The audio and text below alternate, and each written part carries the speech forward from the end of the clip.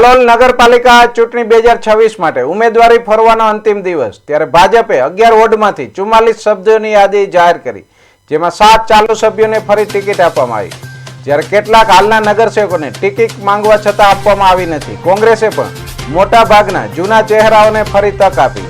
હાલના પ્રમુખ અને સ્ટેન્ડિંગ કમિટી ચેરમેન પ્રકાશ વરગડે સહિત કેટલાક ચહેરા આ વખતે મેદાનમાં નથી. ભાજપના આંતરિક કલહના કારણે કેટલાક જૂના સભ્યોની ટિકિટ કપાઈ હોવાનું માનવામાં આવે છે. ભાજપ અને કોંગ્રેસના નારાજ દાવેદારો અપક્ષ કે આપ પાર્ટીમાંથી ઉમેદવારી નોંધાઈ શકે, જેના કારણે આ વખતે કલોલ નગરપાલિકા ચૂંટણી ત્રિપાખીય જંગ બની રહેશે. પક્ષોમાં ડેમેજ ઓછું થાય તે માટે પ્રયત્નો ચાલી રહ્યા છે. કલોલ ધારાસભ્ય લક્ષ્મણજી ઠાકોરે તમામ ઉમેદવારોને હાર્દિક શુભકામનાઓ પાઠવી. આવતીકાલે ભાજપના ઉમેદવારો સત્તાવાર રીતે ઉમેદવારી પત્ર નોંધાવશે.